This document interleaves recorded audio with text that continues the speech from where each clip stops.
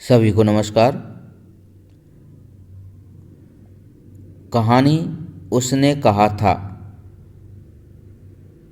चंद्रधर शर्मा गुलेरी जी की यह कहानी, और इसका वाचन यह मैं वीडियो क्रमांक 2 के अंतर्गत कर रहा हूँ।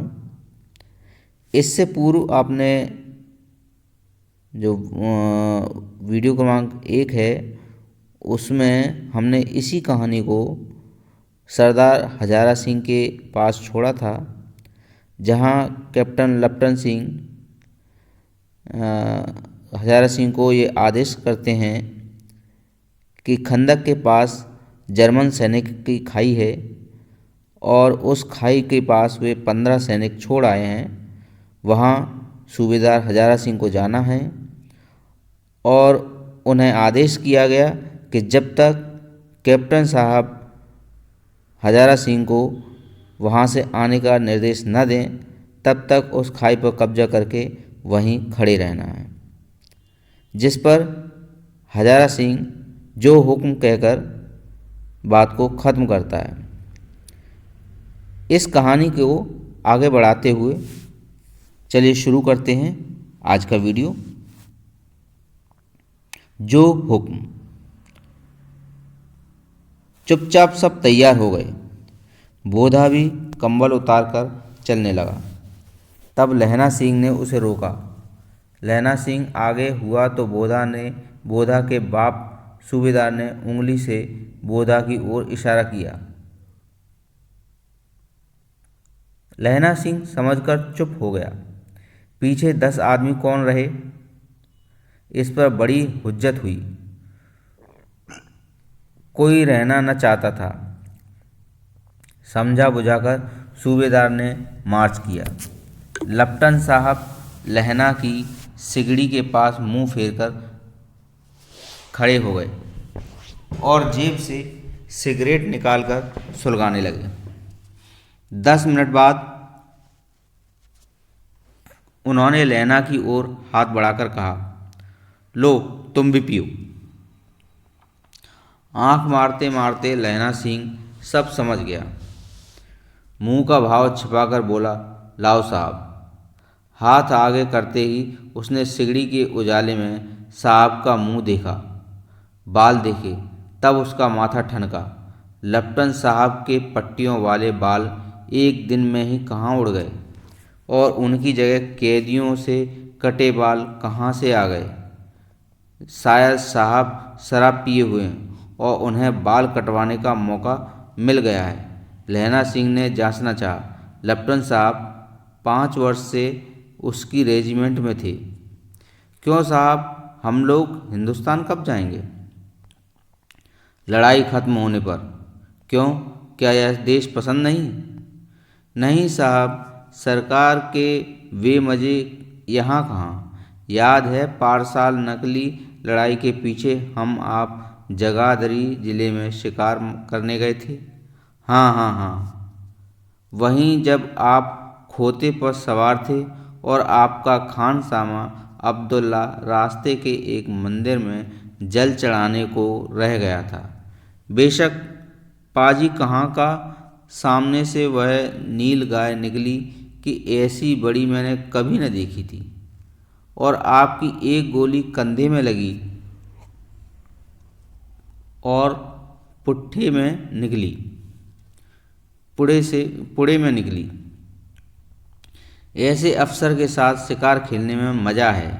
क्यों साहब, शिमले से तैयार होकर उस नील गाय का सिर आ गया था ना। आपने कहा था कि रेजिमेंट की मैस में लगाएंगे। हाँ, पर मैंने वह विलायत भेज दिया। ऐसे बड़े बड़े सींगा 2-2 फुट के तो होंगे। हाँ लहना सिंह, 2 फुट 4 इंच के थे। तुमने सिगरेट नहीं पिया? पीता हूँ साहब, दिया सलाई से लाता हूँ। यह कहकर लहना सिंह खंदक में घुसा। अब उसे संदेह नहीं रहा कि उसने झटपट निश्चय कर लिया कि क्या करना चाहिए। अंधेरे में किसी सोने वाले से वह टकराया। कौन, वजीरा सिंह? हाँ, क्यों लहना, क्या कयामत आ गई? जरा तो आंख लगने दी होती। होश में आओ, कयामत आई है और लपटन साहब की वर्दी पहनकर आई है। क्या? लपटन साहब या तो मारे गए हैं या कैद हो गए हैं। उनकी वर्दी पहनकर यह कोई जर्मन आया है। सूबेदार ने इसका मुंह नहीं देखा, मैंने देखा और बातें की। और सोहरा साफ उर्दू बोलता है, पर कितनी उर्दू! और मुझे पीने को सिगरेट दिया है। तो अब मारे गए, धोखा है। सूबेदार होरों कीचड़ में चक्कर काटते काटते फिरेंगे। यहाँ खाई पर धावा होगा।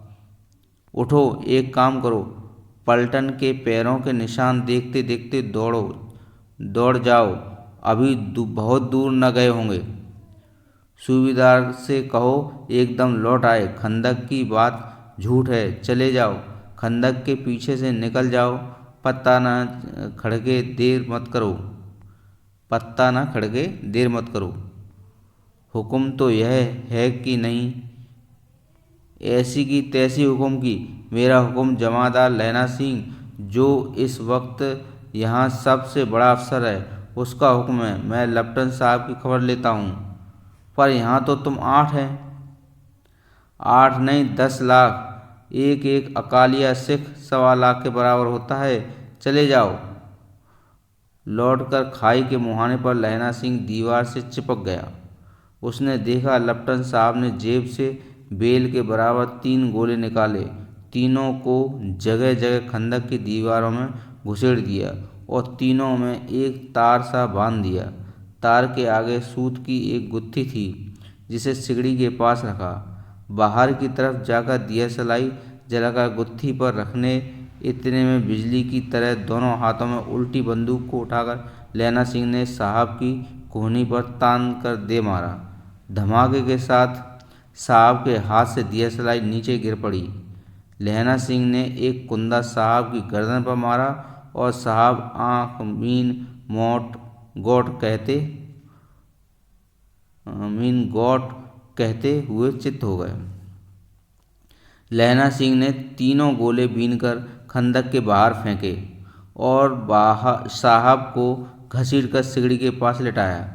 जेबों की तलाशी ली।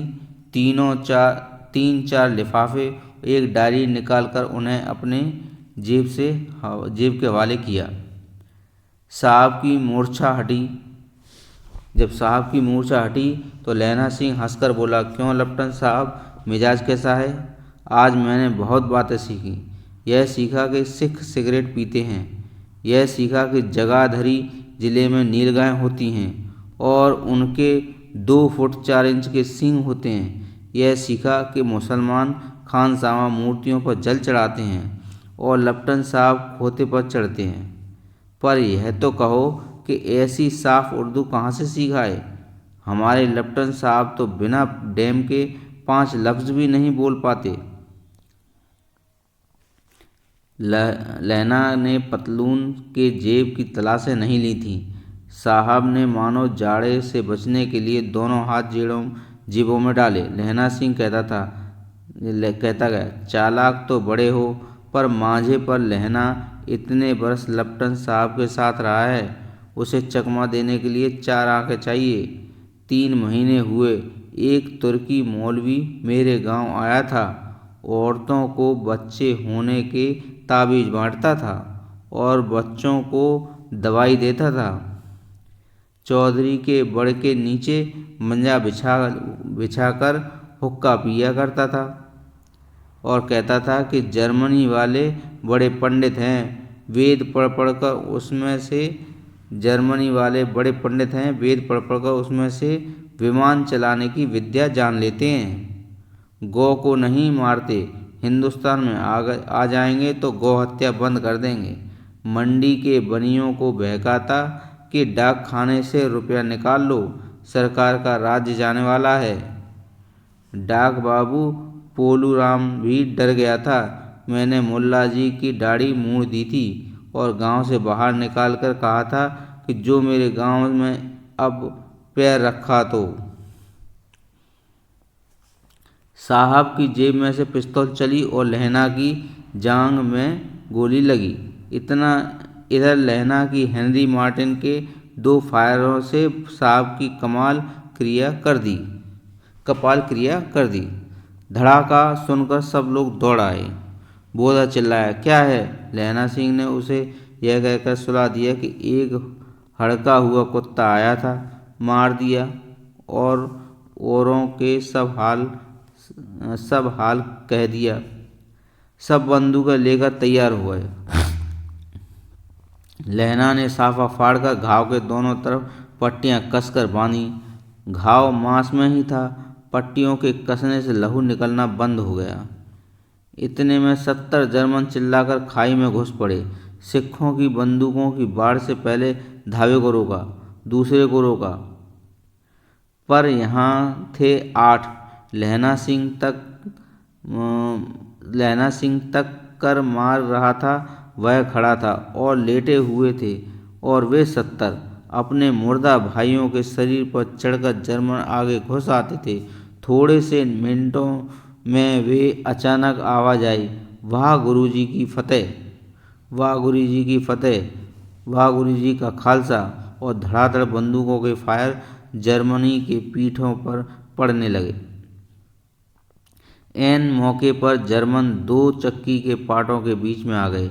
पीछे से सूबेदार हजारा सिंह के जवान आग बरसाते थे और सामने से लहना सिंह के साथियों के संगीनें चल रही थीं। पास आने पर पीछे वालों के भी संगीन पिरोने शुरू कर दिया। एक किलकारी और अकाल सिखों की फौज आ गई। वाह गुरुजी फतेह, वाह गुरुजी का खालसा। सब सत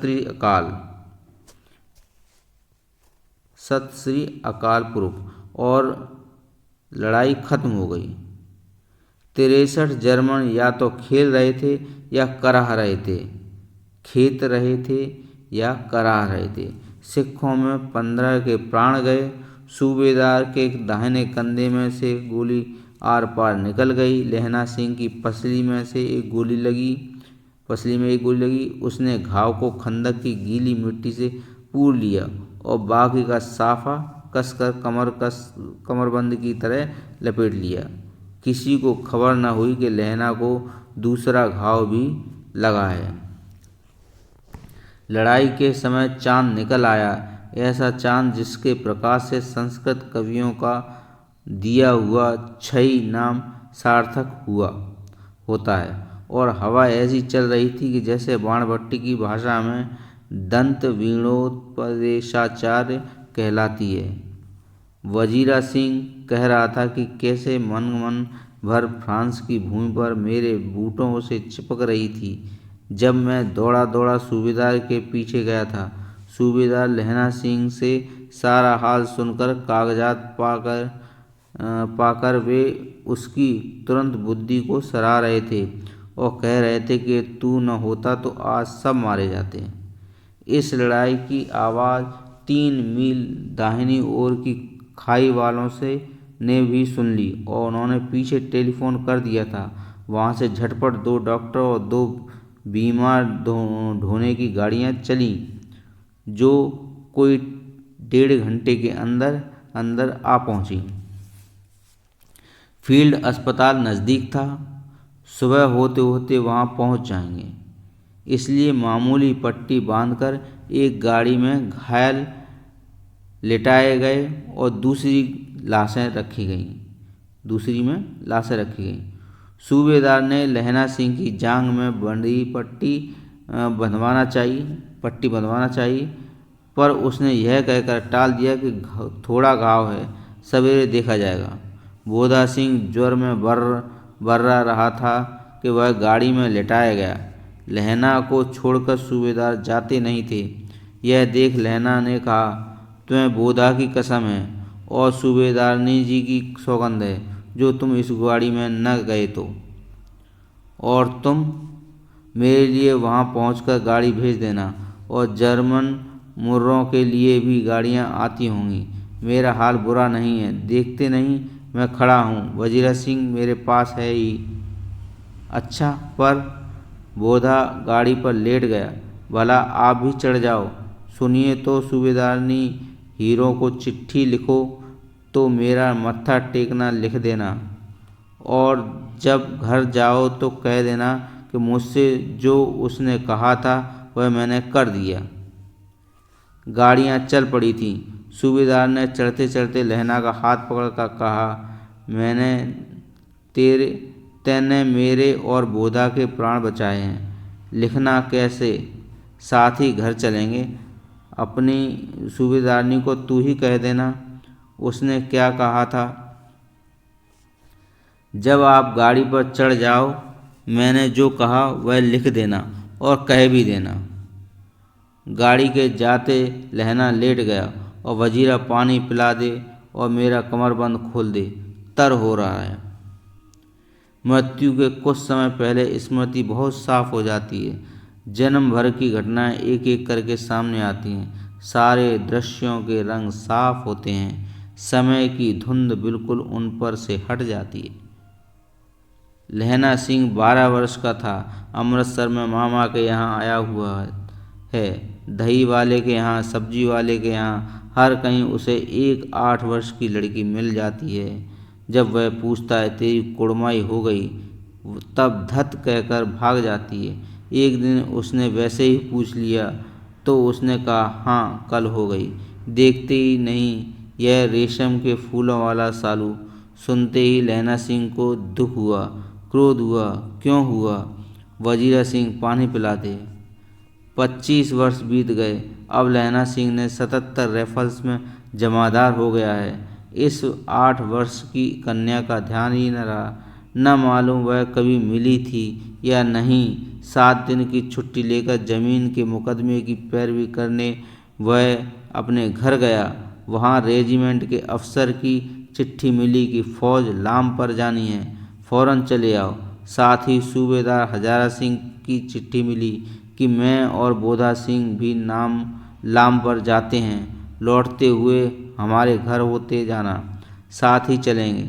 सूबेदार का गांव रास्ते में पड़ता था और सूबेदार उसे बहुत चाहता था। लहना सिंह सूबेदार के यहाँ पहुँचा। जब चलने लगे तब सूबेदार बेड़े में से निकल कर आया और बोला, लहना सूबेदारनी तुमको जानती है, बुलाती है, जा मिला। लहना भीतर पहुँचा। सूबेदारनी मुझे जानती है? कब से? रेजिमेंट के क्वार्टरों में से। कभी सूबेदार के घर के लोग नहीं रहे। दरवाजे पर जाकर मत्था टेकना कहना। आशीष सुनी। लहना सिंह चुप। मुझे पहचाना नहीं? तेरी कुड़माई हो गई। धत, कल हो गई, देखते नहीं? रेशमी बूटों वाली शालू। अमृतसर में भावों की टकराहट से मूर्छा खुली, करवट बदली, पसली का घाव बह निकला। वजीरा पानी पिला दे, उसने कहा था। स्वप्न चल रहा है। सूबेदारनी कह रही है मैंने तेरे को आते ही पहचान लिया। एक काम कहती हूँ, मेरे तो भाग फूट गए। सरकार ने बहादुरी का खिताब दिया है, लायलपुर में ज़मीन दी है। आज नमक हलाली का मौका आया है, पर सरकार ने हम तीमियों की एक धनरिया पलटन क्यों न बना दी, जो मैं भी सूबेदारनी के साथ चली जाती। एक बेटा है, फौज में भर्ती हुए उसे 1 ही बरस हुआ है। उसके पीछे 4 और हुए, पर एक भी नहीं जिया। सूबेदारनी रोने लगी। अब दोनों जाते हैं। मेरे भाग, तुम्हें याद है एक दिन तांगे वाले का घोड़ा दही वाले की दुकान के पास बिगड़ गया था। तुमने उस दिन मेरे प्राण बचाए थे। आप घोड़े की तालों में चले गए थे और मुझे उठाकर दुकान के तख्ते पर खड़ा कर दिया था। ऐसे ही इन दोनों को बचाना, यह मेरी भिक्षा है। तुम्हारे आगे आंचल पसारती हूँ। रोती हुई सूबेदारनी ओबरी में चली गई। लहना भी आंसू पोंछता हुआ बाहर आया। वजीरा सिंह पानी पिला, उसने कहा था। लहना सिंह का सिर अपनी गोद में लिटाए वजीरा सिंह बैठा है। जब मांगता है तब पानी पिला देता है। आधे घंटे तक लहना चुप रहा, फिर बोला, कौन? कीरत सिंह? वजीरा ने कुछ समझकर कहा, हाँ भैया, मुझे और ऊंचा कर दे, अपने पट्ट पर मेरा सिर रख ले। वजीरा ने वैसा ही किया। हाँ अब ठीक है, पानी पिला दे बस, अब के हाड़ में यह आम खूब फलेगा। चचा भतीजा दोनों ही यहीं बैठकर आम खाना। जितना बड़ा तेरा भतीजा है उतना ही यह आम है। जिस महीने उसका जन्म हुआ था उसी महीने मैंने इसे लगाया था। वजीरा सिंह आंसू टप टप टप टपक रहे थे। कुछ दिन पीछे लोगों ने अखबारों में पढ़ा, फ्रांस और बेल्जियम 68वीं सूची मैदान में घावों से मरान 77 सिख राइफल्स जमादार लहना सिंह। इसी के साथ यह कहानी यहीं समाप्त होती है। यह एक प्रेम कहानी थी